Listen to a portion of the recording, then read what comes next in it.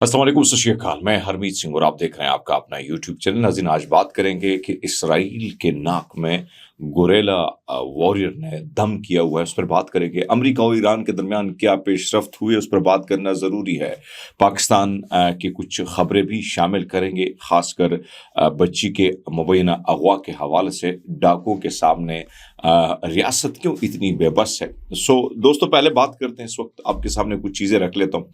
इस वक्त अगर आप देखें, खासकर इसराइल के अखबारात अगर आप निकालें और आप सर्च करें, आप पढ़ें, उमूमन मैं आपसे सबसे गुजारिश करता हूँ कि आप पढ़ते रहा करें। उसकी वजह ये होती है कि आपके पास नॉलेज बढ़ती है। उमूमन हम भी क्या करते हैं, हम भी पढ़ते हैं, रिसर्च करते हैं, चीज़ें निकालते हैं और आपके सामने रख लेते हैं। लेकिन बहरहाल जो खबर आपके सामने मैं रख रहा हूँ वो ये है कि इस वक्त लिबनान की रेजिस्टेंस यानी गोरेला जो मज़ाहमती तंजीमें हैं, उनकी जानिब से नकेल डाली गई है इसराइल के फौजियों को। साउथ लिबनान में इस वक्त सूरत हाल इंतहाई गंभीर है। अगर मैं इस जंग के हवाले से बार बार कहूँ तो इसमें कोई शक नहीं कि इसराइल 1 इंच जो है लिबनान के गोरेला मज़ाहमत अहलकारों से, हालांकि लिबनान की जो फौज है वो बिल्कुल पंजाब की पुलिस है, उनके बड़े बड़े पेट हैं, यानी कख उनको काम नहीं आता है। एक तो उनकी सैलरी भी ना होने के बराबर है, बाकी उनको अगर आप कहें ना कि 1 किलोमीटर आप भागे, वो भाग भी नहीं सकते। उनकी सिचुएशन ये है, क्योंकि मैं तो वहाँ गया हूँ, मैंने सारी चीज़ें देखी हैं। मैं ज़ाया भी गया हूँ, मैंने वो सारे इलाके जहाँ पे द्रूज रहते हैं मैं वहाँ पे भी गया हूँ। मैं खासकर उन इलाकों में भी गया हूँ जहाँ पर क्रिश्चियन रहते हैं, कैसे कैसे इसराइल मुख्तलिफ इलाकों को टारगेट करता है, वो सारी चीज़ें मैं कवर कर चुका हूँ, ये सबको पता है। लेकिन इस जंग के हवाले से आपको पता है कि मुसलसल लेबनान पे जो हमले हो रहे हैं, और इसराइल एक ताकतवर मुल्क है, इसमें कोई शक नहीं है, लेकिन उसकी उस फौज को नकेल डाली है रेजिस्टेंस कुव्वतों ने। अब इसमें से एक ड्रोन के हवाले से इसराइली मीडिया लिखता है कि भाई साहब ये किलर ड्रोन है, यानी इसने हमारे फौजियों के नाक में दम कर रखा है। किस किस्म का ये ड्रोन है, जरा इसके बारे में आपके सामने। एक तो सस्ता सा ये ड्रोन है, आप देसी खुद साख्ता ये ड्रोन है, और इस हवाले से कहा जाता है कि छोटे छोटे ड्रोन जो है ये बड़ी आसानी से रेजिस्टेंस जो कुव्वतें हैं वो बनाती हैं। और सबसे बड़ा मसला इसराइल के जो दिफाई निज़ाम है, आयरन डोम सिस्टम जो है उसका, उस पर बहुत ज़्यादा इसका दबाव होता है, क्योंकि एक तो ये छोटे हैं साइज में, कम ऊंचाई में उड़ते हैं, और ड्रोन बाज़ औक़ात रडार से भी बच निकलते हैं। ये सबसे बड़ा मसला है, और इससे सिक्योरिटी रिस्क बहुत ज़्यादा बढ़ जाता है। फिर ये भी कहा जाता है कि इंटेलिजेंस जो निगरानी है, यानी ड्रोन सिर्फ हमले के लिए नहीं बल्कि निगरानी के लिए भी इस्तेमाल होते हैं, और जहाँ पर जो इसराइली फौजी तनसीबात हैं उनको निगरानी करके उसके बाद वो टारगेट करते हैं। यह सबसे बड़ा मसला है। इसके साथ साथ अब आप ये सोचेंगे कि इसको कंट्रोल क्यों नहीं किया जा रहा। मैं आपको ये बार बार जिक्र करूं कि एक तो उसकी साइज बड़ा छोटा है, फिर ये जाते भी हैं, रडार में भी पकड़े नहीं जाते हैं। अब इसमें अगर मैं कहूं कि ये छोटे ड्रोन्स जो ऊंचाई पर उड़ते हैं, इनका रडार सिग्नेचर बहुत कम होता है, इसलिए ये बर वक्त इनको पकड़ना बड़ा मुश्किल हो रहा है। और ड्रोन अक्सर ज़मीन के करीब या इमारतों के दरमियान परवास करते हैं जहां रडार की कवरेज कम हो जाती है। इसी तरह मुख्तलिफ सिमतों से ये हमलावर होते हैं। ड्रोन एक ही वक्त में मुख्तलिफ रास्तों से आ सकते हैं, जिससे दिफाई निज़ाम कन्फ्यूज हो जाता है। और जैसे ही सिस्टम ज़्यादातर रॉकेट यानी आयरन डोम मिसाइलों के लिए बनाई गई है, लेकिन ड्रोन एक नया है, इसलिए मुकम्मल कवरेज या इसको पकड़ना बड़ा मुश्किल है। तो यही वजह इसको किलर ड्रोन के नाम से कहा जाता है। और ये किलर ड्रोन ये लफ्ज़ मेरा नहीं है, ये इसराइल के अखबारात लिखते हैं, जिसकी वजह से उनकी फौज काफ़ी परेशान है, जिसकी वजह से ख़ासकर इस रेजिस्टेंस कुव्वतों ने उनको घेरा हुआ है बड़े मुश्किल हालात में। और मैं आपको पहले भी कहूँ कि इसराइल के फोर्सेस के अंदर बड़े हालात जो हैं वो कठिन है, क्योंकि मुसलसल लड़ाई की वजह से वो थक चुके हैं, हार चुके हैं, और अभी तक कोई उनकी बड़ी अचीवमेंट मेरे सामने मुझे नज़र नहीं आई। क्योंकि वो जो अचीव करना चाहते हैं आपके सामने, कि अभी तक वो कोई ऐसी अचीवमेंट हासिल नहीं कर सके, सिर्फ ये कि आम इंसानों को का कत्लेआम करने के अलावा। दोस्तों, एक तरफ तो ये सिलसिला जारी है, दूसरी अब आपके सामने एक चीज़ रख लेते हैं। वो ये है कि आपको पता है कि एक तरफ तो मैं देख रहा था कि मार्को रूबियो का बयान मेरे सामने आया, और मार्को रूबियो जो है वो कहते हैं कि अपने हुर्मुज़ के हवाले से, जो टैक्स यानी टूल टैक्स है वो हमें बिल्कुल मंजूर नहीं है ईरान के हवाले से। और ईरान इस सारे मामले में टूल टैक्स के मामले पर क्यों खड़ा है? उसको पता है कि अमेरिकन वगैरह जो हैं वो, यानी उनका जो नुकसान हुआ है या उन पर जो सैंक्शंस हैं या उनके जो पैसे जिस तरीके से उन्होंने रोके हैं, अरबों डॉलर रोके हैं, वो उन्हें नहीं मिलेंगे। तो उसके लिए तरीक़ाकार ये है कि अभी मैं मुख्तलिफ अखबारात देख रहा हूँ, तो उस अखबारात पे कहीं कहा जा रहा है कि 60 से ज़्यादा जो है ऑयल टैंकर वहाँ से रिलीज़ हुए, लेकिन ईरान पर लोगों का भरोसा बढ़ रहा है। अमेरिका को यहाँ पे भी बहुत बड़ा झटका, हालांकि अमेरिका का सदर जो है वो बार-बार ये कहता है कि अब नया होर्मुज़ मेरे कब्ज़े में है। लेकिन उसके बावजूद यूरोप के ममालिक जो हैं वो भी जाके टूल ईरान को देते हैं और वहाँ से निजात पाते हैं और आगे की तरफ निकलते हैं। अब डोनाल्ड ट्रंप ने कहा कि अमेरिका और इस्लामी जमहूरिया ईरान के दरमियान कशीदगी बढ़ने के बावजूद सदर ट्रंप ने ईरान को सख्त तरीन वार्निंग दी है। वो कहते हैं हम या तो इस बात को यकीनी बनाए जा रहे हैं कि इसके पास जोहरी हथियार नहीं, या हमें कुछ बहुत सख्त करना पड़ेगा। एक तरफ तो वो ये धमकी दे रहे हैं, लेकिन मेरे पास जो अपडेट आई मैं आपके सामने वो रख लेता हूँ। जो नई अपडेट है वो अभी एक मुसव्विदा मेरे सामने लगा है जो बिल्कुल फ्रेश है। ईरान अमेरिका मुमकिना जो मुआहदा है उसके हतमी मुसव्विदा जो है, जिसकी सालसी पाकिस्तान कर रहा है, जिसके बारे में तवक्को है कि चंद घंटों में ऐलान किया जाएगा। ये अरबी न्यूज से मैंने ये खबर ली है, अरबी ज़राए ये बात कर रहे हैं जो मैं आपके सामने रख रहा हूँ। वो कहते हैं अमेरिका ईरान ये जो मुजव्वज़ा मुआहदा है इसकी अहम शराइत मैं आपके सामने रख लेता हूँ। अमेरिका ईरान मुमकिन मुआहदा हतमी मुसव्विदा जिसकी सालसी पाकिस्तान कर रहा है, जल्द जारी होने का इम्कान है।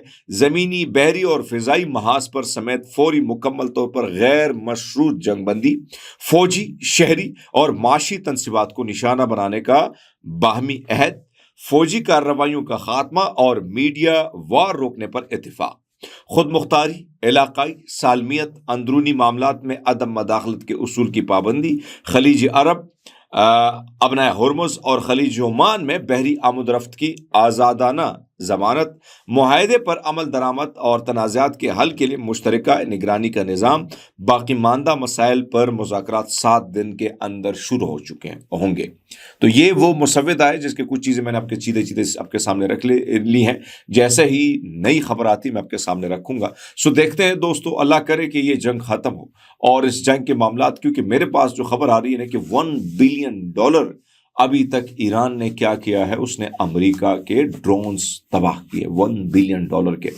दूसरी मैं आपको ये बताता चलूं कि अमेरिका के पास जो टॉमहॉक बम है वो उनके पास ख़त्म हो चुके हैं और उसकी कीमत भी आपको पता है। उस पर एक प्रोग्राम में करूंगा कल इंशाल्लाह, आपको बताऊंगा और साथ साथ ये भी बताऊंगा कि कितने जो ये बम है ये साल में कितने अरसे में ये बनाए जाते हैं। सो बहरहाल मैं समझता हूँ कि आप सब ने दुआ करनी कि अल्लाह ताला इस जंग को ख़त्म करे ताकि पूरी दुनिया को इसने जकड़ा हुआ है। दोस्तों बात करते हैं कच्चे और पक्के के डाकुओं के हवाले से। एक तरफ तो मैं आपको बताते चलूँ कि ये जो इलाका है, आपको पता है कि वहाँ पर जिस तरीके से लोगों को हनी ट्रैप किया जाता है, लोगों को पकड़ा जाता है, जिस तरीके से लोगों को वहाँ पर लेके जो है वो अगवा किया जाता है, वो सारी चीज़ें आपके सामने है। अगर मैं कच्चे के हवाले से अगर आपके सामने बात करूं तो पंजाब, सिंध और बलूचिस्तान के संगम पर दरिया सिंध के किनारे वाक़ कच्चे का जो इलाका है ये उमूमन खबरों में रहता है।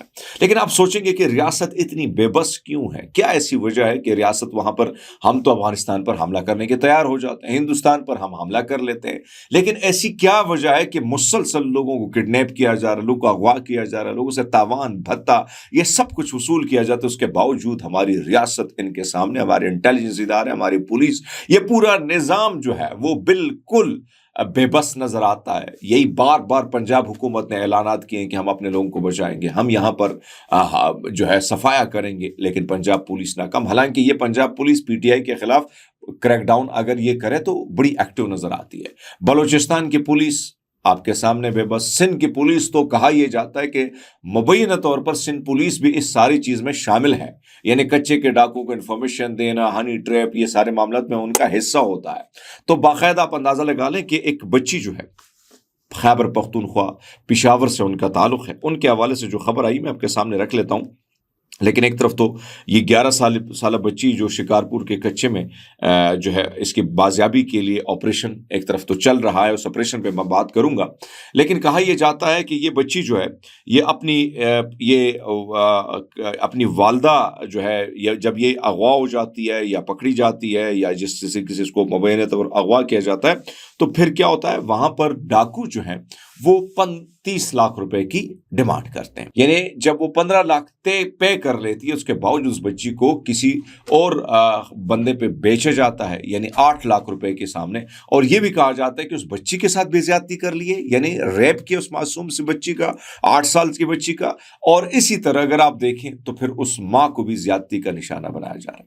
यानी ये सब कुछ सिंध पुलिस की जेर निगरानी सब कुछ हो रहा है। पहले तो मुकदमा दर्ज नहीं हो रहा था, जब पख्तून मुख्तलिफ पार्टी, मुख्तलिफ सियासतदानों ने, मुख्तलिफ लोगों ने जो है इस पर आवाज उठाना शुरू की, तो उसके बाद इस पर महमूद खान आचकज़ई ने जो कमेंट्स किए बड़े सख्त किस्म के।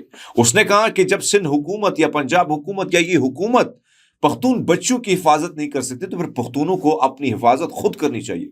खुद बंदूक उठाएं और जाएं अपनी बच्ची की इज्जत के आबरू पर जो आंच आई उनका बदला आप खुद लें।